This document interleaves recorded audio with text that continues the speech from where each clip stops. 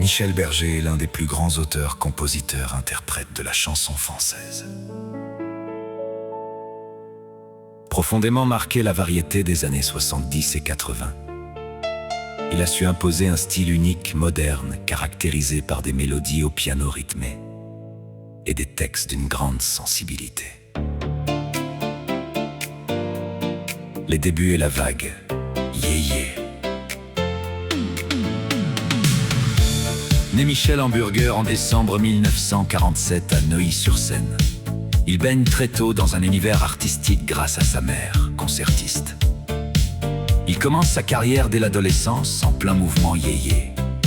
Au début des années 60, il rencontre un succès d'estime avec le titre Amour et piano. Cette première période en tant qu'interprète reste discrète. C'est dans l'ombre qu'il va révéler son véritable génie. Le génie de l'ombre. C'est en tant que directeur artistique et compositeur que Michel Berger prend son véritable envol.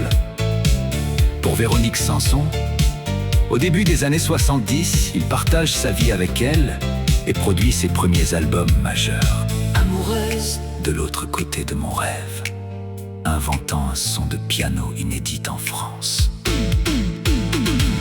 Pour Françoise Hardy, en 1973, il relance sa carrière en lui offrant l'immense succès Message personnel.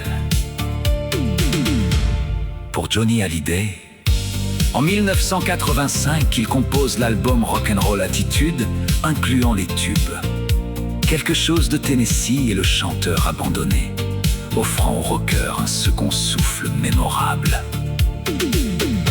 Le couple mythique avec France Gall.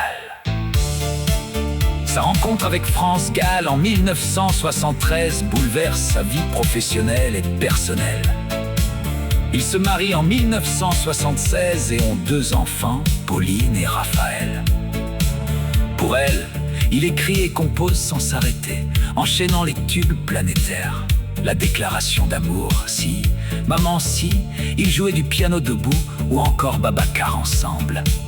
Ils forment le couple le plus emblématique de la pop française, liant harmonieusement l'amour et la création. L'aventure Starmania. En 1978, Michel Berger s'associe au parolier québécois Luc Plamondon pour créer l'opéra rock Starmania. Cette œuvre visionnaire qui aborde des thèmes comme le terrorisme, la célébrité et l'aliénation urbaine devient un phénomène absolu. Le spectacle révèle des artistes majeurs et installe définitivement Berger comme un mélodiste hors pair. Les chansons comme le blues du businessman ou le monde est stone entrent dans le patrimoine musical. Un interprète de premier plan, parallèlement à ses collaborations. Michel Berger s'affirme à nouveau comme chanteur à partir de 1973. Sa voix douce et ses mélodies percutantes touchent le public en plein cœur. Il enchaîne les succès personnels. Chanson pour une fan, la groupie du pianiste. Quelques mots d'amour. Quelques mots d'amour. Mademoiselle chante. Mademoiselle. Chante. Le paradis blanc. Une chanson testamentaire d'une pureté absolue, évoquant la pureté de la nature face au déchirement du monde. Une fin tragique. Il sort l'album de duo double jeu avec France Gall.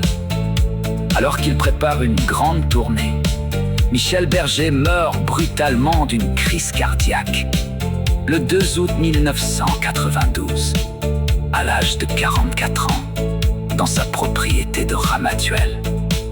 Sa disparition laisse la chanson française orpheline d'un mélodiste d'exception, dont l'œuvre continue de résonner et d'influencer les nouvelles générations de musiciens.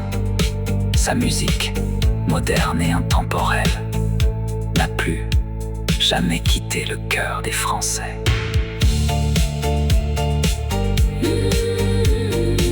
Le génie de l'ombre.